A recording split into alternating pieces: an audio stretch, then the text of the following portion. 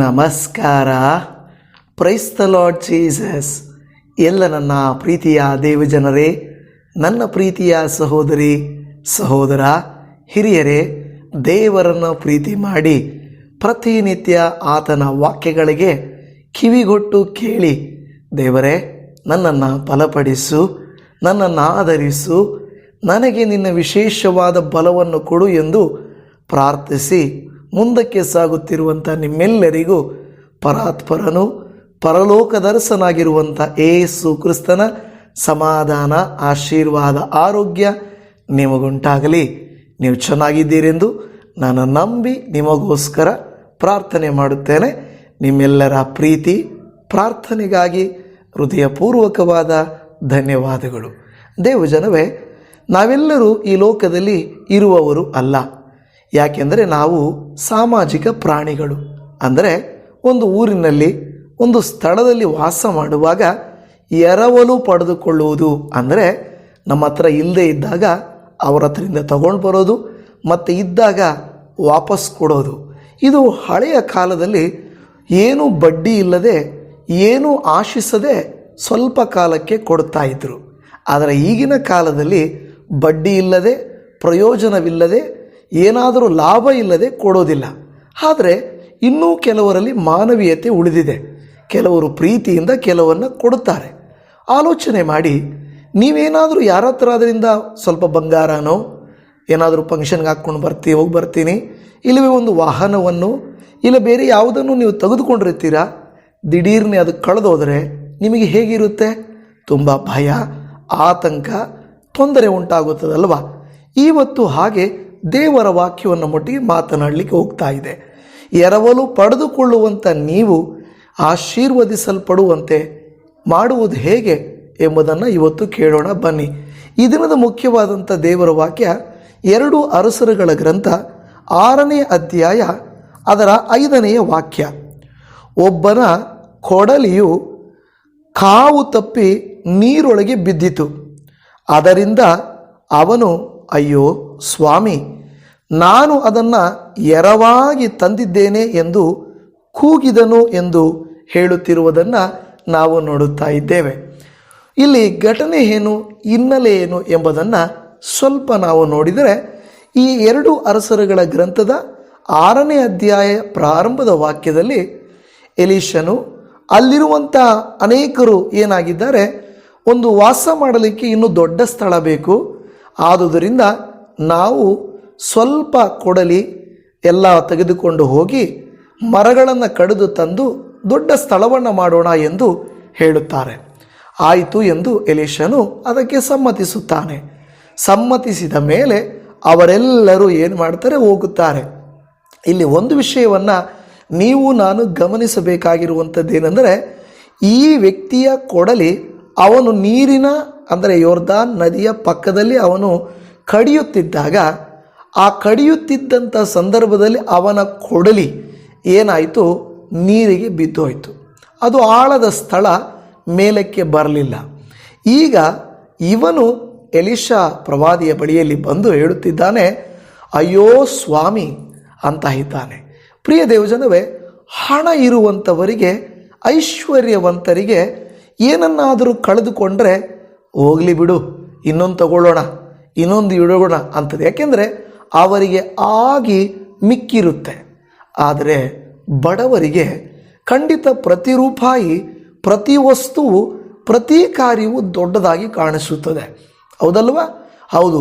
ಮಕ್ಕಳು ಮನೆಯಲ್ಲಿ ಏನಾದರೂ ಹೊಡೆದರು, ಕಳ್ಕೊಂಡು ಬಂದರು, ಏನಾದರೂ ಬಿಟ್ಟು ಬಂದರು, ನಮಗೆ ಎಷ್ಟು ಆತಂಕ ಆಗುತ್ತಲ್ವ? ಅಯ್ಯೋ, ಮತ್ತೆ ಆ ವಸ್ತು ನಾನು ತಗೊಳ್ಬೇಕಂದ್ರೆ, ಆ ವಸ್ತು ಮತ್ತೆ ನಿಮಗೆ ಕೊಂಡುಕೊಡಬೇಕಾದ್ರೆ ನನ್ನ ಹತ್ರ ಹಣ ಇಲ್ಲವಲ್ಲ, ಈ ಥರ ಯಾಕೆ ಮಾಡಿದ್ರಿ ಅಂತ ಹೇಳುತ್ತಾರೆ. ಹೌದು ದೇವಜನವೇ, ನಾನು ಸಣ್ಣ ಪ್ರಾಯದಲ್ಲಿದ್ದಾಗ ಅನೇಕ ವಸ್ತುಗಳನ್ನು ಕಳೆಯುವಾಗ ತಂದೆ ತಾಯಿಗಳು ನಮ್ಮನ್ನು ಸಿಕ್ಕಾಪಟ್ಟೆ ಮನಸ್ಸಿಗೆ ಬಂದಂತೆ ಹೊಡಿತಾ ಇದ್ದರು. ಕಾರಣ ಅವರಿಗೆ ಮಕ್ಕಳ ಮೇಲಿನ ಪ್ರೀತಿಗಿಂತ ವಸ್ತುಗಳ ಮೇಲಿನ ಅಕ್ಕರೆ ಜಾಸ್ತಿಯಾಗಿತ್ತು. ಅದಕ್ಕೆ ಕಾರಣ ಬಡತನ. ಯಾಕೆಂದರೆ ನಾವಿರುವ ಸ್ಥಿತಿಗೆ ಏನೋ ಒಂದು ಸ್ವಲ್ಪ ಹಣವನ್ನು, ಒಂದು ವಸ್ತುವನ್ನು ಕಳೆದುಕೊಂಡು ಬಂದರೆ ಬಹಳ ನೋವನ್ನದು ತರಿಸುತ್ತದೆ. ನಿಮ್ಮ ಲೈಫಲ್ಲಿ ಆ ಥರ ಯಾವುದಾದರೂ ಬಹಳ ಬೆಲೆ ಬಾಳುವಂಥ ವಸ್ತುಗಳನ್ನು ಕಳೆದುಕೊಂಡಿದ್ದೀರಾ? ನೊಂದಿದ್ದೀರಾ? ಇಲ್ಲ ನಿಮ್ಮ ಮಕ್ಕಳು, ನಿಮ್ಮವರು, ಮನೆಯವರು ಹಾಳು ಮಾಡಿ, ಅಯ್ಯೋ ಆ ಒಂದು ಸೈಟ್ ಇದ್ದಿದ್ದರೆ, ಆ ಮನೆ ಇದ್ದಿದ್ದರೆ, ಆ ಒಂದು ವಾಹನ ಇದ್ದಿದ್ದರೆ, ಆ ಕೆಲಸ ಇದ್ದಿದ್ದರೆ, ಅದು ನಮಗಿದ್ದಿದ್ರೆ ಎಷ್ಟು ಚೆನ್ನಾಗಿರ್ತಾ ಇತ್ತಲ್ವಾ, ಹಾಳು ಮಾಡಿಬಿಟ್ಟೆ, ಅದನ್ನು ಕಳ್ಕೊಂಡ್ಬಿಟ್ಟೆ, ಅದನ್ನು ಕೊಟ್ಟುಬಿಟ್ಟೆ. ಈ ರೀತಿಯಾದಂಥ ನಿಮ್ಮ ಜೀವಿತದಲ್ಲಿ ಏನಾದರೂ ನೀವು ಕಳ್ಕೊಂಡಿದ್ದೀರಾ? ಇಲ್ಲವೇ ಯಾರ ಹತ್ರ ಇದರಿಂದ ತಗೊಂಡು ಬಂದು ಅವ್ರಿಗೆ ಹಿಂತಿರುಗಿ ಕೊಡಬೇಕಪ್ಪ, ಆದರೆ ಹಿಂತಿರುಗಿ ಕೊಡೋಕ್ಕಾಗದೆ ಅದನ್ನು ಕಳ್ಕೊಳ್ಳುವಂಥ ಸ್ಥಿತಿ ಇದ್ದರೆ ಎಷ್ಟು ದುಃಖ ಆಗುತ್ತಲ್ವ.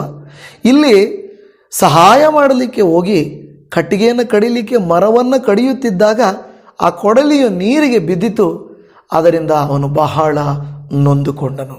ಇವತ್ತು ಯಾವುದೋ ಕಾರಣದ ನಿಮಿತ್ತ ನೀವು ನಾನು ಕೂಡ ಅದೇ ರೀತಿಯಾಗಿ ನೊಂದುಕೊಳ್ಳುತ್ತಾ ಇರಬಹುದು. ಕಳೆದುಕೊಂಡು, ಸಿಗದೆ, ಹಾಳಾಗಿ, ನಷ್ಟವಾಗಿ, ನೋವಾಗಿ ಇದ್ದೀರಾ? ಇವತ್ತು ಒಂದು ವಿಷಯವನ್ನು ಗಮನಿಸಿರಿ. ಈ ಒಂದು ವ್ಯಕ್ತಿ ಅವರು ಕಟ್ಟಿಗೆ ಕಡಿಯಲಿಕ್ಕೆ ಹೋಗೋಣ ಬಾ ಎಂದಾಗ ನಾವು ಹೋಗ್ತೀವಿ ಅಂತ ಅವರೇ ಹೋಗದೆ ಅವರು ಒಂದು ಕೆಲಸ ಮಾಡಿದರು. ಎಲೀಷಾ ಪ್ರವಾದಿಗೆ, ಅಯ್ಯ ನೀವು ಕೂಡ ನಮ್ಮೊಟ್ಟಿಗೆ ಬನ್ನಿರಿ ಎಂದು ಕರೆದರು. ಆಮೇಲೆ ಇವತ್ತು ಇದರಲ್ಲೇನು ವಿಶೇಷತೆ ಅಂತ ನೀವು ಅಂದುಕೊಳ್ಳಬಹುದು. ದೇವಜನವೇ, ಒಂಟಿಯಾಗಿ ಹೋಗುವುದಕ್ಕಿಂತ ಇಬ್ಬರಾಗಿ ಹೋಗುವುದು ಮೇಲು. ಶಿಷ್ಯರಾಗಿ ಹೋಗುವುದಕ್ಕಿಂತ ಗುರುವಿನೊಟ್ಟಿಗೆ ಹೋಗುವುದು ಒಳ್ಳೆಯದು. ವಿಶ್ವಾಸಿಗಳಾಗಿ ನಾವೇ ನಮಗೆಲ್ಲ ಗೊತ್ತು ಎಂದು ಹೋಗುವುದಕ್ಕಿಂತ ದೇವ ಸೇವಕರೊಟ್ಟಿಗೆ ಇರುವುದು ಉತ್ತಮವಾದಂಥ ಕಾರ್ಯವಾಗಿದೆ. ಹಿರಿಯರು ನಮಗೆ ಹೇಳಿಕೊಡುವಂಥವರು, ಕಷ್ಟದಲ್ಲಿ ಬಿದ್ದಾಗ ನಮ್ಮನ್ನು ಎತ್ತುವವರು, ನಮಗೆ ಆದರಣೆಯನ್ನು ಕೊಡುವವರು ಯಾವಾಗಲೂ ಇರಬೇಕು. ನೀವಿಲ್ಲ ಅಂದರೆ ಏನು, ನಾವು ಬದುಕಕ್ಕಾಗಲ್ವಾ ಅನ್ನುವಂಥ ಮಾತು ಇರಬಾರದು. ಮನೆಯಲ್ಲಿ ಹಿರಿಯರಿರಬೇಕು, ದೊಡ್ಡವರಿರಬೇಕು, ಆಲೋಚನೆ ಹೇಳುವವರು ಇರಬೇಕು.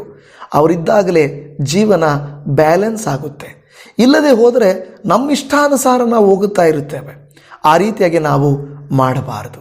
ಈಗ ಎಲೀಷನನ್ನು ಅವರು ಕರ್ಕೊಂಡು ಹೋಗಿದ್ದರ ನಿಮಿತ್ತವಾಗಿ ಅಲ್ಲಿ ಬಂದು, ಅಯ್ಯೋ ಸ್ವಾಮಿ, ನಾನು ಅದನ್ನು ಎರವಾಗಿ ತಂದಿದ್ದೇನೆ ಅಂದನು. ಅಯ್ಯೋ ಸ್ವಾಮಿ ಅನ್ನುವ ಎರಡು ಪದಗಳಲ್ಲಿ ಅವನ ಒಂದು ದೀನತೆಯನ್ನು, ಅವನ ಕಷ್ಟ ಜೀವಿತವನ್ನು ಅವನು ಬೇರೊಬ್ಬರಿಂದ ತಂದಿರೋದನ್ನು ನಾವು ನೋಡುತ್ತಾ ಇರ್ತೇವೆ. ಹಳೆಯ ಕಾಲಗಳಲ್ಲಿ ನನಗೆ ಗೊತ್ತಿದೆ, ದೊಡ್ಡವರು ಒಡವೆ ಇಲ್ಲ ಅಂದರೆ ಯಾರದಾದ್ರೂ ಮದುವೆ ಬಂದರೆ ಇನ್ನೊಬ್ಬರ ಹತ್ರ ಇಸ್ಕೊಂಡು ಹೋಗ್ತಾ ಇದ್ರು ಅಲ್ವಾ. ವಾಹನನೂ ಅಷ್ಟೇ, ಬಂಗಾರ ಅಷ್ಟೇ, ಹಣ ಅಷ್ಟೇ.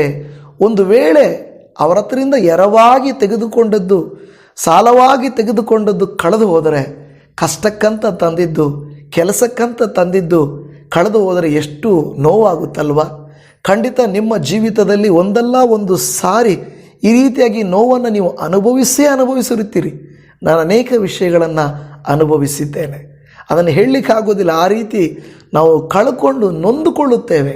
ಇವತ್ತು ದೇವರ ಬಳಿಯಲ್ಲಿ ಕಳೆದುಕೊಂಡದ್ದನ್ನು ಹಿಂತಿರುಗಿ ಪಡೆಯುವುದಕ್ಕೆ, ಕರ್ತನೇ ನೀನು ನನ್ನ ಸಂಗಡ ಬಾ, ನೀನು ನನಗೆ ಸಹಾಯ ಮಾಡು ಎಂದು ಹೇಳುವುದಾದರೆ ನಾವು ಕಳಕೊಂಡದ್ದನ್ನು ಹಿಂತಿರುಗಿ ಪಡೆಯುವಂತೆ ಕರ್ತನು ಖಂಡಿತವಾಗಿ ಕಾರ್ಯ ಮಾಡುವಂಥವರು ಆಗಿದ್ದಾರೆ. ಅಲ್ಲಿ ಏನು ನಡೀತು? ಈಗ ಆ ಒಂದು ಎಲೀಷನ್ ಏನು ಮಾಡ್ತಾನಂದರೆ, ಸರಿ ಎಲ್ಲಿ ಅದು ಮುಳುಗೋಯ್ತು ತೋರಿಸು ಬಾ ಎಂದು ಕೇಳಿದ. ಅವನು ಕರ್ಕೊಂಡೋಗಿ, ಅಯ್ಯ ಇಲ್ಲೇ ಕಡಿತಾ ಇದ್ದೆ, ಇಲ್ಲೇ ಬಿದ್ದು ಹೋಯಿತು ಅಂತಾನೆ. ಆಗ ಎಲೀಷನು ಮತ್ತೊಂದು ಕಟ್ಟಿಗೆಯನ್ನು ಕಡಿದು ತಂದು ಆ ಜಾಗದಲ್ಲಿ ಹಾಕಿದಾಗ ಕೊಡಲಿ ಒಳಕ್ಕೆ ಹೋಗಿದ್ದು ಮೇಲಕ್ಕೆ ತೇಲಿ ಬಂತು. ಅವನ ಸಂತೋಷಕ್ಕೆ ಪರಿಮಿತವೇ ಇಲ್ಲ. ಯಾಕೆಂದರೆ ಅವರಿಂದ ಬಯಸ್ಕೊಳ್ಬೇಕಾಗಿತ್ತು, ನನಗೆ ತೊಂದರೆ ಆಗ್ತಾಯಿತ್ತು, ನೋವಾಗ್ತಾಯಿತ್ತು, ನನಗೆ ನೀವು ಸಹಾಯ ಮಾಡಿದ್ದೀರಲ್ಲ ಎಂದು ಹೇಳುವುದನ್ನು ನೋಡುತ್ತಾ ಇದ್ದೇವೆ. ನಮ್ಮ ಜೀವಿತದಲ್ಲಿ ಪ್ರಿಯರೇ, ಕೆಲವನ್ನು ನಾವು ಕಳ್ಕೊಳ್ಳುವ ಸ್ಥಿತಿ ಇದ್ದಾಗ ನಮ್ಮ ಜೀವಿತದಲ್ಲಿ ಕೆಲವನ್ನು ನಾವು ಸರಿಪಡಿಸಿಕೊಳ್ಳುವುದನ್ನು ಮಾಡಬೇಕು. ಅದರಲ್ಲಿ ಮೊದಲನೇ ಕಾರ್ಯ ಏನೆಂದರೆ, ನಾವು ನಮಗಿಂತ ಹಿರಿಯರನ್ನು, ನಮಗಿಂತ ದೊಡ್ಡವರನ್ನು, ನಮಗಿಂತ ಪ್ರಾರ್ಥನಾಪರರನ್ನು, ನಮಗಿಂತ ದೈವಭಕ್ತರನ್ನು ಸಹಾಯಕ್ಕಾಗಿ ಕೇಳಬೇಕು. ನಾವು ಪ್ರಾರ್ಥನೆ ಮಾಡುತ್ತೇವೆ, ಇಲ್ಲ ಅಂತಲ್ಲ, ಆದರೆ ನಮ್ಮಿಂದ ಆಗದೇ ಇರುವ ಕೃತ್ಯಗಳಿಗೆ ಮೊದಲನೇ ಕಾರ್ಯ ಬೇರೊಬ್ಬರ ಸಹಾಯವನ್ನು ಪಡೆದುಕೊಳ್ಳಬೇಕು. ಉದಾಹರಣೆಗೆ ಅನಾರೋಗ್ಯದಲ್ಲಿದ್ದಾಗ ವೈದ್ಯರ ಸಲಹೆಯನ್ನು, ಏನಾದರೂ ಕಟ್ಟಬೇಕಾದಾಗ ಇಂಜಿನಿಯರ್ಗಳ ಸಲಹೆಯನ್ನು, ಏನಾದರೂ ಆತ್ಮಿಕ ಕಾರ್ಯಗಳಾದಾಗ ಸೇವಕರ ಸಲಹೆಯನ್ನು, ಹೀಗೆ ಒಂದೊಂದಕ್ಕೂ ಅದಕ್ಕೆ ಏನು ಪರಿಣಿತಿ ಇರುವಂಥವರು ಇರುತ್ತಾರೋ ಅವರ ಸಹಾಯವನ್ನು ಪಡೆದುಕೊಳ್ಳಬೇಕು. ಎರಡನೆಯದು, ನಾವು ಮಾಡುವಂಥ ಕೆಲಸಗಳನ್ನು ಶಾರ್ಪ್ ಮಾಡಬೇಕು. ನೋಡಿ, ಒಂದು ನಿಮಗೆ ಘಟನೆ ಚೆನ್ನಾಗಿ ಗೊತ್ತಿದೆ, ನಾನು ಹೇಳಿದ್ದೇನೆ. ಇಬ್ಬರು ಸ್ನೇಹಿತರು ಕಟ್ಟಿಗೆಯನ್ನು ಕಡಿಯಲಿಕ್ಕಾಗಿ ಅವರು ಏನು ಮಾಡ್ತಾರೆ, ಊರಿಂದ ಹೊರಡುವಾಗ ಅಡವಿಗೆ ಬಂದು ಒಂದು ಸ್ಥಳದಲ್ಲಿ ಕೂತುಕೊಂಡಾಗ ಆ ಸ್ಥಳದಲ್ಲಿ ಒಬ್ಬನು ಇಮ್ಮಿಡಿಯೇಟಾಗಿ ಆಲಸ್ಯ ಮಾಡದೆ ಕಟ್ಟಿಗೆಯನ್ನು ಕಡಿಯಲಿಕ್ಕೆ ಹೋಗುತ್ತಾನೆ, ಕಡಿಯುತ್ತಾ ಇರುತ್ತಾನೆ. ಇನ್ನೊಬ್ಬ ವ್ಯಕ್ತಿ ಅಲ್ಲಿ ಕೂತುಕೊಂಡು ಕಲ್ಲಿನ ಹತ್ರ ಕೂತುಕೊಂಡು ತನ್ನ ಕೊಡಲಿಯನ್ನು ಆತನು ಚೂಪ್ ಮಾಡ್ತಾ ಇರ್ತಾನೆ.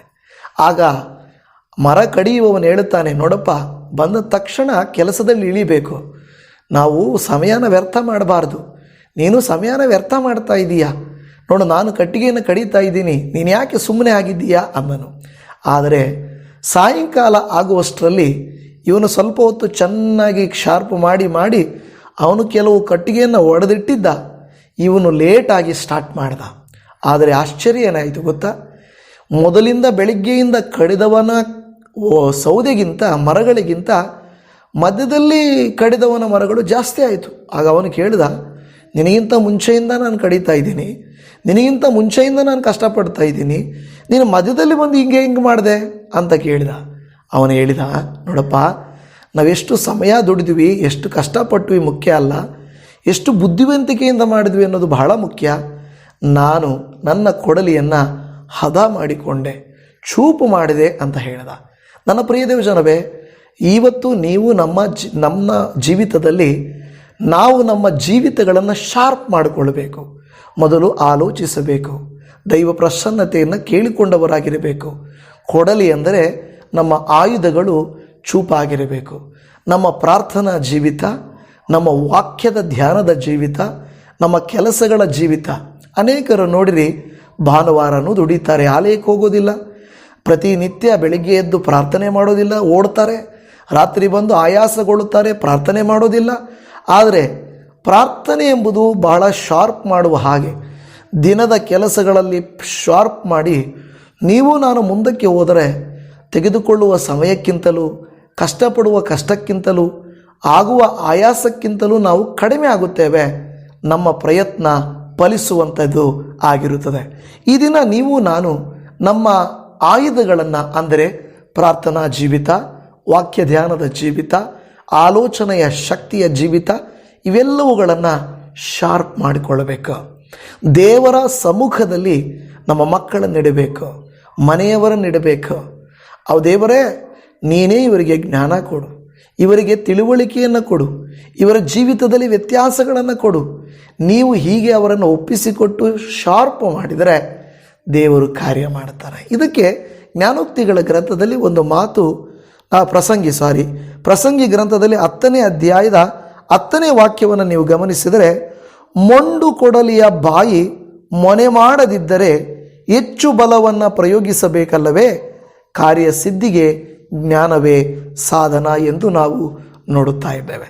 ನನ್ನ ಅನಿಸಿಕೆ ಏನೆಂದರೆ, ಆ ವ್ಯಕ್ತಿ ಈ ಒಂದು 2 ಅರಸರುಗಳಲ್ಲಿ ಒಂದು ವೇಳೆ ಶಾರ್ಪ್ ಮಾಡದೆ ಅದನ್ನು ತುಂಬ ಕಷ್ಟಪಟ್ಟು ಹೊಡಿತಾ ಇದ್ದಿರಬಹುದು, ಅದು ನೀರಿನಲ್ಲಿ ಬಿದ್ದಿರಬಹುದು. ಇವತ್ತು ನೀವು ನಾನು ಮಾಡಬೇಕಾದ ರೀತಿಯನ್ನು ತಿಳಿಯಬೇಕು. ಪ್ರತಿನಿತ್ಯ ದೇವರ ಸಮ್ಮುಖದಲ್ಲಿ ಇರುವುದನ್ನು ನಾವು ಬಿಡಬಾರದು. ಬೆಳಿಗ್ಗೆ ಎದ್ದ ತಕ್ಷಣ ದೇವರಿಗೊಂದು ಸ್ತೋತ್ರ ಮಾಡದೆ ಎದ್ದು ಓಡದು, ರಾತ್ರಿ ಬಂದು ಆಯಾಸಗೊಂಡು ಅಯ್ಯೋ ಸುಸ್ತಾಗಿದೆ, ನಾನು ಎಲ್ಲಿ ಪ್ರಾರ್ಥನೆ ಮಾಡೋದು ಅಂತ ಮಲಗುವುದು, ಇದನ್ನು ಮಾಡಬಾರದು. ದೇವಜನವೇ, ನಾವು ಎಲ್ಲ ಸಮಯಗಳಲ್ಲಿ ಬೇಸರಗೊಳ್ಳದೆ ಪ್ರಾರ್ಥನೆ ಮಾಡಬೇಕು. ನಮ್ಮ ಕೊಡಲಿ ಬೇರೆಯವರಿಂದ ನಾವು ಎರವಲು ತಂದಿರುವಂಥದ್ದು ನಾವು ಶಾರ್ಪ್ ಮಾಡಬೇಕು. ಕೆಲವು ಸಾರಿ ಬೇರೆಯವರಿಂದ ತಂದಿರುವುದನ್ನು ಹಿಂತಿರುಗಿಸಿ ಕೊಡುವುದು ಮರೆಯಬಾರದು. ಕೆಲವು ಸಾರಿ ನಾವು ಮರೆತು ಹೋಗ್ತೀವಲ್ವ, ತುಂಬ ಅದು ಮರವು ಕೆಲವು ಸಾರಿ ಬೇಜವಾಬ್ದಾರಿ ಕಾರ್ಯ. ನಾವು ಹಿಂತಿರುಗಿಸಿ ಕೊಡುವುದನ್ನು ನಾವು ಮರೆಯಬೇಕು. ಪ್ರಿಯ ದೇವಜನವೇ, ಕೆಲವು ಸಾರಿ ಇಲ್ಲಿ ಇನ್ನೊಂದು ವಾಕ್ಯ ಹೇಳುತ್ತದೆ, ಅಯ್ಯೋ ಸ್ವಾಮಿ ಅಂತ ಇದೆ. ಅಯ್ಯೋ ಸ್ವಾಮಿ ಅಂದರೆ ಭಯ, ಆತಂಕ. ಅಯ್ಯೋ ಅನ್ನುವಂಥದ್ದು ಒಂದು ಭಯ, ಆತಂಕ, ಅಪನಂಬಿಕೆ, ಅವಿಧೇಯತ್ವಕ್ಕೆ ಒಂದು ಸೂಚನೆ. ಇದೇ 2 ಅರಸರುಗಳ ಗ್ರಂಥ ಇದೇ ಅಧ್ಯಾಯದ 6ನೇ ಅಧ್ಯಾಯದ 15 ವಾಕ್ಯಗಳನ್ನು ನೀವು ನೋಡಿದ್ರೆ, ದೇವರ ಮನುಷ್ಯನ ಸೇವಕನು ಬೆಳಿಗ್ಗೆ ಎದ್ದು ಹೊರಗೆ ಹೋದಾಗ ರಥಾಶ್ವ ಸಹಿತವಾದ ಮಹಾಸೈನ್ಯವು ಬಂದು ಪಟ್ಟಣದ ಸುತ್ತಲೂ ನಿಂತಿರುವುದನ್ನು ಕಂಡು ತನ್ನ ಯಜಮಾನನಿಗೆ, ಅಯ್ಯೋ ಸ್ವಾಮಿ, ಏನು ಮಾಡೋಣ ಎಂದನು. ಆಗ ಎಲೀಷನವನಿಗೆ, ಹೆದರಬೇಡ, ಅವರ ಕಡೆಯಲ್ಲಿರುವವರಿಗಿಂತಲೂ ನಮ್ಮ ಕಡೆಯಲ್ಲಿರುವವರು ಹೆಚ್ಚಾಗಿದ್ದಾರೆ ಎಂದು ಹೇಳಿ, ಇವನು ನೋಡುವಂತೆ ಇವನ ಕಣ್ಣುಗಳನ್ನು ತೆರೆ ಎಂದು ಪ್ರಾರ್ಥಿಸಲು ಯೆಹೋವನವನ ಕಣ್ಣುಗಳನ್ನು ತೆರೆದನು. ಆಗ ಎಲೀಷನ ರಕ್ಷಣೆಗಾಗಿ ಸುತ್ತಣ ಗುಡ್ಡಗಳಲ್ಲಿ ಬಂದು ನಿಂತಿದ್ದ ಅಗ್ನಿಮಯವಾದ ರಥಾಶ್ವಗಳು ಆ ಸೇವಕನಿಗೆ ಕಂಡವು. ಆಮೇನ್. ನನ್ನ ಪ್ರಿಯ ಜನವೇ, ಇಲ್ಲಿ ಹೇಳುತ್ತಿರುವಂಥ 2ನೇ ಅಂಶ ನಾನು ಹೇಳೋದು, ಅಯ್ಯೋ ಸ್ವಾಮಿ ಏನು ಮಾಡೋಣ. ಇವತ್ತು ನೀವು ಕೂಡ ಅಯ್ಯೋ ಸ್ವಾಮಿ ಏನು ಮಾಡೋಣ, ಅಯ್ಯ ಸೇವಕರೇ ಏನು ಮಾಡೋಣ ಅಂತ ಅಂದುಕೊಳ್ತಾ ಇರ್ತೀರಲ್ವ.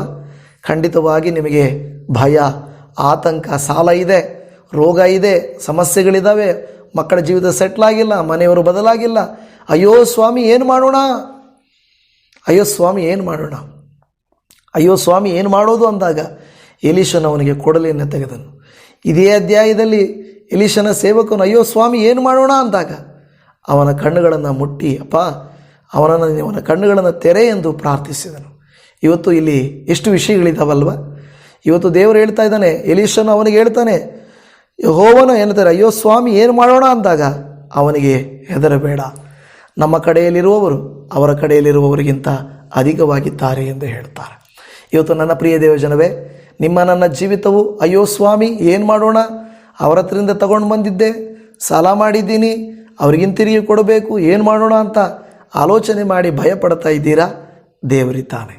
ದೇವರು ನಿಮ್ಮ ಪರವಾಗಿ, ನನ್ನ ಪರವಾಗಿ ನಿಂತುಕೊಂಡು ಆತನು ಸಹಾಯ ಮಾಡುವಂಥದ್ದು ಖಂಡಿತ ಎಂದು ನಮಗೆ ಗೊತ್ತಿದೆ. ಪ್ರಿಯಜನವೇ, ಇದೇ 2 ಅರಸರುಗಳ 4ನೇ ಅಧ್ಯಾಯದಲ್ಲಿ ಒಂದು ಮಾತಿದೆ. 4ನೇ ಅಧ್ಯಾಯದ 3ರಿಂದ 6 ವಚನಗಳನ್ನು ನೀವು ನೋಡುವುದಾದರೆ, ಆಗ ಎಲೀಷನು ಆಕೆಗೆ ಹೋಗಿ, ನಿನ್ನ ನೆರೆಯವರಿಂದ ಸಿಕ್ಕುವಷ್ಟು ಬರೀ ಪಾತ್ರೆಗಳನ್ನು ಕೇಳಿಕೊಂಡು ಬಾ, ಅನಂತರ ನಿನ್ನ ಮಕ್ಕಳನ್ನು ಒಳಗೆ ಕರಕೊಂಡು ಬಾಗಿಲನ್ನು ಮುಚ್ಚಿ ಎಣ್ಣೆಯನ್ನು ಪಾತ್ರೆಗಳಲ್ಲಿ ಒಯ್ದು ತುಂಬಿದವುಗಳನ್ನೆಲ್ಲ ಒತ್ತಟ್ಟಿಗಿಡು ಎಂದು ಹೇಳಿದನು. ಆಕೆಯು ಹೋಗಿ ಮಕ್ಕಳನ್ನು ಒಳಗೆ ಕರಕೊಂಡು ಬಾಗಿಲನ್ನು ಮುಚ್ಚಿ ಅವರು ಮುಂದಿಟ್ಟ ಪಾತ್ರೆಗಳನ್ನೆಲ್ಲ ಎಣ್ಣೆ ಒಯ್ದಳು. ಪಾತ್ರೆಗಳು ತುಂಬಿದಾಗ ಆಕೆಯು ಮಗನಿಗೆ, ಇನ್ನೊಂದು ಪಾತ್ರೆಯನ್ನು ತಂದಿಡು ಅನ್ನಲು ಅವನು ಪಾತ್ರೆಗಳು ತೀರಿದವೆಂದು ಉತ್ತರ ಕೊಟ್ಟನು. ಇಂದಿನ ಅಧ್ಯಾಯದಲ್ಲಿ ಹೇಳ್ತಾ ಇದೆ, ನೀನು ಬೇರೆಯವರಿಂದ ಪಾತ್ರೆಗಳನ್ನು ತೆಗೆದುಕೊಂಡು ಬಾ. ನಿಮ್ಮ ಹತ್ರ ಇಲ್ಲವಾ? ಕೆಲವು ಸಾರಿ ದೇವರು ಹೇಳ್ತಾ ಇದ್ದಾನೆ, ಸಾಲ ಅಲ್ಲ, ಬದಲು ಅಂದರೆ ನಿಮ್ಮ ಕಡೆ ಏನು ಭಾಷೆಯಲ್ಲಿ ಹೇಳ್ತಾರೆ ಗೊತ್ತಿಲ್ಲ.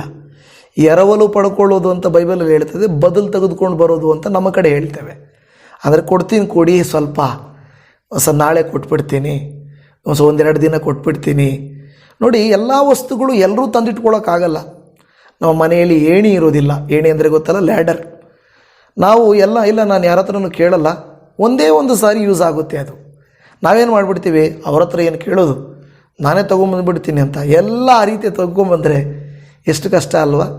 ಒಂದೇ ದಿನ ಒಂದೇ ಸಮಯ ಯೂಸ್ ಮಾಡಬೇಕಾಗಿರೋದು. ಒಂದು ಕಟಿಂಗ್ ಪ್ಲೇಯರ್ ಯೂಸ್ ಮಾಡಬೇಕಾಗುತ್ತೆ, ಒಂದು ಏಣಿ ಯೂಸ್ ಮಾಡುತ್ತೆ, ಒಂದು ಪಾತ್ರೆ ಬೇಕಾಗುತ್ತೆ, ಒಂದು ಅಡುಗೆ ಮಾಡೋಕ್ಕೆ ಏನಾದರೂ ಒಂದು ಸ್ಪೆಷಲ್ ಆದಂಥ ಆಯುಧ ಬೇಕಾಗುತ್ತದೆ. ಅದು ಪಕ್ಕದಲ್ಲಿ ಇರೋರ ಹತ್ರ ಏನು ಹೋಗ್ತಿ ಹೇಳ್ತೀವಿ, ಸ್ವಲ್ಪ ಕೊಡಿ ಮತ್ತೆ ಕೊಟ್ಬಿಡ್ತೀನಿ. ಕೆಲವರು ಇದ್ದರೂ ಕೊಡಲ್ಲ, ಅದು ಬೇರೆ ವಿಷಯ. ಆದರೆ ಕೆಲವರು ಕೊಡ್ತಾ ಇರ್ತಾರೆ. ದೇವಜನವೇ, ಒಂದು ಸಾರಿ ತಾನೇ ಯೂಸ್ ಮಾಡೋದು. ಕೆಲವು ಸಾರಿ ನಿಮ್ಮ ಕಡೆಗಳಲ್ಲಿ ಕೆಲವು ವಿಶೇಷವಾದಂಥ ಅಡುಗೆಗಳು ಮಾಡ್ತೀರಾ. ನಮ್ಮ ಕಡೆ ಹೋಳಿಗೆ ಇಲ್ಲವೇ ಒಬ್ಬಟ್ಟು ಏನಂತೀವಲ್ಲ, ಹೋಳಿಗೆ ಇಲ್ಲವೇ ಏನಾದರೂ ಮಾಡುವಾಗ ಅದು ಆಯುಧಗಳು ಕೆಲವು ಸಾರಿ ಎಲ್ಲ ಸಮಯ ಯೂಸ್ ಮಾಡಲ್ಲ. ನಾವು ಅದಕ್ಕಂತ ನಾವೇ ತಂದಿಟ್ಕೊಳ್ತೇವೆ ಅಂತಲ್ಲ, ನಾವು ಬೇರೆಯವರೊಟ್ಟಿಗೆ ನಾವು ನಮ್ಮ ಸಮಯವನ್ನು ಉಪಯೋಗಿಸಿ ಅವರ ಹತ್ರ ಎರವಲು ಪಡ್ಕೊಳ್ಳಬಹುದು. ಸಾಲದ ಬಗ್ಗೆ ಸ್ವಲ್ಪ ಕಡದಾಗಿ ಬೈಬಲ್ ಹೇಳಿದ್ರು ಕೂಡ ಈ ಎರವಲು ಪಡ್ಕೊಳ್ಳೋದು, ಸಹಾಯ ಪಡ್ಕೊಳ್ಬೋದು, ಸ್ವಲ್ಪ ಕೊಡಿ ಅಂತ ಯೂಸ್ ಮಾಡ್ಕೊಳ್ಬೋದು. ದೇವರು ನಿಮ್ಮನ್ನು ಆಶೀರ್ವಾದಿಸ್ತಾರೆ. ಎಲ್ಲದಕ್ಕೂ ನನ್ನ ಹತ್ರ ಇಲ್ಲ, ಅವ್ರ ಹತ್ರ ಯಾಕೆ ಕೇಳಬೇಕು, ಇನ್ನೊಬ್ಬರ ಹತ್ರ ಯಾಕೆ ಹೋಗಬೇಕು ಅಂತ ಅಂದುಕೊಳ್ಳಬೇಡ್ರಿ. ಎರವಲು ಪಡ್ಕೊಳ್ರಿ, ಹೆಲ್ಪ್ ಕೇಳ್ರಿ. ದೇವರು ನಿಮ್ಮನ್ನು ಆಶೀರ್ವದಿಸಿದಾಗ ನಿಮ್ಮ ಹತ್ರ ಇರೋದನ್ನು ಕೊಡ್ರಿ. ಇಲ್ಲದೇ ಇರೋರನ್ನ ಬೇರೆಯವ್ರ ಹತ್ರ ಕೇಳ್ರಿ, ದೇವರು ಖಂಡಿತ ಕಾರ್ಯ ಮಾಡ್ತಾರೆ. ಇವತ್ತು ನಿಮಗೆ ಅರ್ಥವಾಯಿತಾ? 3 ವಿಚಾರಗಳನ್ನು ನಾನು ನಿಮ್ಮ ಹತ್ರ ಹೇಳಿದ್ದೇನೆ. ಒಂದು, ನಾವು ನಮಗಿಂತ ಹಿರಿಯರನ್ನು ಗುರುಗಳನ್ನು, ಸೇವಕರನ್ನು, ಅವರ ಸಹಾಯವನ್ನು ಪಡೆದುಕೊಳ್ಬೇಕು. 2, ನಮ್ಮ ಪ್ರಾರ್ಥನಾ ಜೀವಿತವನ್ನು ನಾವು ಶಾರ್ಪ್ ಮಾಡ್ಕೋಬೇಕು. ಪ್ರಾರ್ಥನಾ ಜೀವಿತ ಆಗಿರ್ಬೋದು, ಇಲ್ಲವೆಂದರೆ ವಾಕ್ಯ ಧ್ಯಾನದ ಸಮಯ ಆಗಿರ್ಬೋದು, ಆಲೋಚನಾ ಶಕ್ತಿ ಆಗಿರ್ಬೋದು, ಶಾರ್ಪ್ ಮಾಡಿಕೊಳ್ಬೇಕು.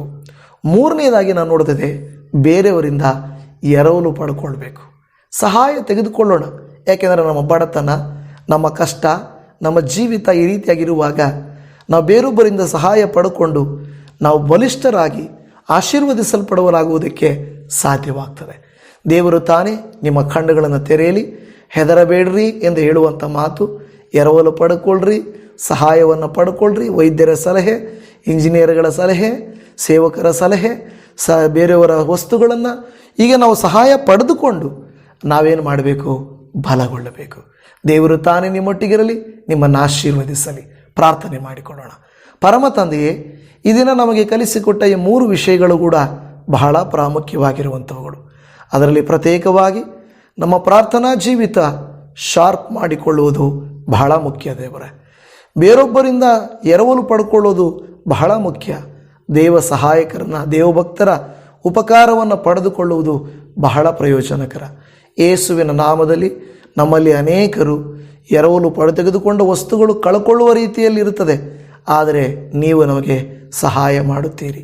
ಯೇಸುವೇ, ಇವತ್ತು ಯಾರೆಲ್ಲ ಕೆಲವು ವಸ್ತುಗಳನ್ನು ಕಳ್ಕೊಂಡಿದ್ದಾರೆ, ಕೆಲವು ಆಶೀರ್ವಾದಗಳನ್ನು ಅವರು ಕಳ್ಕೊಂಡಿದ್ದಾರೆ, ಆದರೆ ನೀವು ಅವರನ್ನು ಕನಿಕರಿಸುವ ದೇವರು, ಉಪಕಾರ ಮಾಡುವ ದೇವರು, ಅನುಗ್ರಹಿಸುವ ದೇವರು, ಆಶೀರ್ವದಿಸುವ ದೇವರು. ಅದಕ್ಕಾಗಿ ನಿನಗೆ ಸ್ತೋತ್ರ ಮಾಡುತ್ತಾ ಇದ್ದೇವೆ. ಏಸಪ್ಪ, ಯಾರೆಲ್ಲ ಯಾವ ಸಹೋದರಿ, ಯಾವ ಸಹೋದರನು ಇವತ್ತು ನಿನ್ನ ಪಾದಕ್ಕೆರಗಿ, ಹೌದು ಕರ್ತನೇ, ನನಗೆ ನಿಮ್ಮ ಸಹಾಯ ಬೇಕಪ್ಪ, ನಿನ್ನ ಕೃಪಾಶೀರ್ವಾದ ನನಗೆ ಬೇಕು, ನಿನ್ನ ದಯೆ ನನಗೆ ಬೇಕು ಎಂದು ಬೇಡಿಕೊಳ್ಳುತ್ತಿದ್ದಾರೋ ಅವರೆಲ್ಲರ ಮೇಲೆ ನಿನ್ನ ಕೃಪೆ, ಕರುಣೆ, ದಯೆಗಳು ಇರಲಿ, ನಿತ್ಯ ನಿರಂತರವಾಗಿರಲಿ ಎಂದು ಬೇಡಿಕೊಳ್ಳುತ್ತಾ ಇದ್ದೇವೆ. ಇದುವರೆಗೂ ವಾಕ್ಯದಲ್ಲಿ ಅವರು ಸಮಯವನ್ನು ಕಳೆದು, ಅಪ್ಪ ಹೌದು ನನ್ನ ಪರಿಸ್ಥಿತಿಯು ತುಂಬ ಕಷ್ಟಕರವಾಗಿದೆ, ಯಾರ್ಯಾರ ಹತ್ರ ಏನೇನೋ ಕೇಳಿದೆ, ಯಾರೂ ನನಗೆ ಹೆಲ್ಪ್ ಮಾಡಲಿಲ್ಲಪ್ಪ, ನನ್ನ ಸ್ಥಿತಿ ದಯನೀಯವಾಗಿದೆ, ಬಹಳ ಬೇಸರವಾಗಿದೆ, ಭಯವಾಗಿದೆ ಎನ್ನುತ್ತಿದ್ದರೆ ಯೇಸು ನಾಮದಲ್ಲಿ ಅವರಿಗೆ ಬೇಕಾಗಿರುವಂಥ ಎರವಲನ್ನು ನೀನು ಕೊಡಿಸಪ್ಪ. ಅವರ ಪ್ರಾರ್ಥನಾ ಶಕ್ತಿಯನ್ನು, ವಾಕ್ಯ ಧ್ಯಾನದ ಶಕ್ತಿಯನ್ನು, ಆಲೋಚನಾ ಶಕ್ತಿಯನ್ನು ಶಾರ್ಪ್ ಮಾಡಿಕೊಳ್ಳುವಂತೆ ಮಾಡು. ದೇವಸೇವಕರ, ಹಿರಿಯರ, ಭಕ್ತರ ಸಹಾಯವು ಇವರಿಗೆ ಸಿಗಲಿ ಎಂದು ಕರ್ತನೆ ನಾನು ಪ್ರಾರ್ಥಿಸ್ತಾ ಇದ್ದೇನೆ. ಖಂಡಿತವಾಗಿ ನಮ್ಮನ್ನು, ನಮ್ಮ ಕಾರ್ಯಗಳನ್ನು, ನಮ್ಮ ಜೀವಿತಗಳನ್ನು ಸರಿಪಡಿಸಿ ಸಹಾಯ ಮಾಡುವಂಥವನು, ಭಯಪಡಬೇಡ ಎಂದು ಹೇಳುವ ದೇವರು. ಅವ ಎಲೀಷನು ತನ್ನ ಸೇವಕನಿಗಾಗಿ ಪ್ರಾರ್ಥಿಸಲಾಗಿ ಅವನ ಕಣ್ಣುಗಳು ತೆರೆಯಲ್ಪಟ್ಟವು. ಅದೇ ರೀತಿಯಾಗಿ ಇವರ ಕಣ್ಣುಗಳು ತೆರೆಯಲ್ಪಡಲಿ. ಯಾವುದನ್ನು ಮಾಡಬೇಕು, ಯಾವುದನ್ನು ಮಾಡಬಾರದು ತಿಳಿದುಕೊಳ್ಳಲಿ. ಲೋಕದ ಜನರ ಮುಂದೆ ಕೈ ನೀಡಿ ಲೋಕದ ಜನರ ಮುಂದೆ ಕರ್ತನೆ ಹೋಗುವುದಲ್ಲಪ್ಪ, ನಿನ್ನ ಮುಂದೆ ಸಹಾಯಕ್ಕಾಗಿ ಎದುರು ನೋಡಿ ನೀನು ಬೇರೆ ಹೃದಯದಲ್ಲಿ ಕಾರ್ಯ ಮಾಡಿದರೆ ಖಂಡಿತ ನೀನು ಸಹಾಯ ಮಾಡುತ್ತಿ, ಎರವಲು ಪಡ್ಕೊಳ್ಳುವಂತೆ ಮಾಡುತ್ತಿ ಹೊರತು ಸಾಲಕ್ಕಾಗಿ ಬೇಡಿಕೆ ಇಟ್ಟು ಬಡ್ಡಿಗಳಿಗೆ, ಕರ್ತನ EMIಗಳಿಗೆ ಹೋಗದ ಹಾಗೆ ನೀನು ಕಾದು ಕಾಪಾಡು. ಇವರಿಗೆ ಒದಗಿಸಿಕೊಡು. ಇವರು ಮಾಡುವ ದುಡಿಯಲ್ಪಟ್ಟು ಆಶೀರ್ವದಿಸಲ್ಪಡಲಿ. ಆ ವಿಧವೆಯು ಹೇಗೆ ಅಪ್ಪ ಸಾಲದಿಂದ ಬಳಲುತ್ತಿದ್ದು, ಕರ್ತನೇ ಅಪ್ಪ ಪಾತ್ರೆಗಳನ್ನು ಬೇರೆಯವರಿಂದ ತೆಗೆದುಕೊಂಡು ಬಂದು ಎಣ್ಣೆಯನ್ನು ತುಂಬಿಸಿ ಮಾರಿ ಮತ್ತೆ ಹಿಂತಿರುಗಿಸಿ ಅವರಿಗೆ ಕೊಟ್ಲು, ಅದೇ ರೀತಿಯಲ್ಲಿ ಇವರು ಕೂಡ ಕರ್ತನೇ ದೇವರು ಇರುವಂಥ ಸಾಲವನ್ನು ತೀರಿಸಿಕೊಳ್ಳುವುದಕ್ಕೆ, ಕಷ್ಟವನ್ನು ಪರಿಹಾರ ಮಾಡಿಕೊಳ್ಳುವುದಕ್ಕೆ, ಎರವಲು ಪಡ್ಕೊಳ್ಳಲಿಕ್ಕೆ ಸಹಾಯ ಮಾಡಿರಿ. ಸಹಾಯ ಮಾಡಿ ಇವರ ಜೀವಿತವನ್ನು, ಇವರ ಪರಿಸ್ಥಿತಿಯನ್ನು ನೀವು ಮಾರ್ಪಡಿಸಿ ಇವರಿಗೆ ಬೇಕಾಗಿರುವಂಥ ಉಪಕಾರವನ್ನು ಮಾಡುತ್ತೀರೆಂಬುದಾಗಿ, ಖಂಡಿತ ಈ ನಮ್ಮ ಮೊರೆಯನ್ನು ನೀವು ಆಲಿಸಿ ಸದುತ್ತರನ್ನು ದಯಪಾಲಿಸಿ ಕೊಡುತ್ತೀರೆಂಬುದಾಗಿ, ಕರುಣೆಯ ಕರ್ತನು, ಉಪಕಾರ ಮಾಡುವವನು, ಅದ್ಭುತ ಮಾಡಿ ಸಹಾಯ ಮಾಡಿ ನಡೆಸುವವನಾಗಿರುವಂಥ ನಜರೇತಿನ ಯೇಸು ಕ್ರಿಸ್ತನ ಪ್ರೀತಿಯುಳ್ಳ ಮಧುರವಾದ ಪರಿಶುದ್ಧ ನಾಮದಲ್ಲಿ ಪ್ರಾರ್ಥಿಸುತ್ತೇವೆ ಪರಮ ತಂದೆಯೇ. ಆಮೇನ್, ಆಮೇನ್. ನನ್ನ ಪ್ರೀತಿಯ ದೇವಜನವೇ, ನಿಮ್ಮೆಲ್ಲರಿಗೂ ಯೇಸು ಕ್ರಿಸ್ತನ ಪ್ರೀತಿಯುಳ್ಳ ಮಧುರವಾದ ನಾಮದಲ್ಲಿ ಧನ್ಯವಾದಗಳು. ನಿಮ್ಮ ಪ್ರಾರ್ಥನೆಗಾಗಿ ನಾನು ಧನ್ಯವಾದ ಹೇಳುತ್ತೇನೆ. ಸ್ವರವು ದೇವರ ಕೃಪೆಯಿಂದ ಸ್ವಲ್ಪ ಚೆನ್ನಾಗಿದ್ದರು. ನನ್ನ ಒಂದು ಆಲೋಚನಾ ಶಕ್ತಿ ಮತ್ತು ನನ್ನ ಬ್ರೈನ್ ಸ್ವಲ್ಪ MRI ಎಲ್ಲ ಮಾಡಿಸಿದ್ದೀವಿ. ಏನು ಡಾಕ್ಟರ್ಗಳ ಸಲಹೆಯನ್ನು ಪಡೆದುಕೊಳ್ಬೇಕು. ಏನೂ ತೊಂದರೆ ಇಲ್ಲದ ಹಾಗೆ ದಯಮಾಡಿ ನೀವು ನನಗಾಗಿ ಪ್ರಾರ್ಥಿಸಿರಿ. ಈ ಸೇವೆ ಇನ್ನಷ್ಟು ಬಲಗೊಳ್ಳುವಂತೆ, ದೇವರಿಗಾಗಿ ಇನ್ನು ಕಾರ್ಯ ಮಾಡುವಂತೆ ಸಹಾಯ ಮಾಡಿರಿ. ಕೆಲವು ಟೆಸ್ಟ್ಗಳೆಲ್ಲ ಹೇಳಿದ್ದಾರೆ, MRI ಮತ್ತು CT ಈ ಥರ ಎಲ್ಲ, ಅವೆಲ್ಲ ಮಾಡುವುದಕ್ಕಾಗಿ ನೀವು ನನಗಾಗಿ ಪ್ರಾರ್ಥನೆ ಮಾಡಿರಿ. ದೇವರು ನಿಮ್ಮ ಸಂಗಡ ಇರಲಿ, ನಿಮ್ಮನ್ನು ನಿಮ್ಮ ಕುಟುಂಬಗಳನ್ನು ಅನುಗ್ರಹಿಸಲಿ, ಆಶೀರ್ವದಿಸಲಿ. ನಿಮ್ಮೆಲ್ಲರಿಗೂ shalom. Praise the lord Jesus. Amen.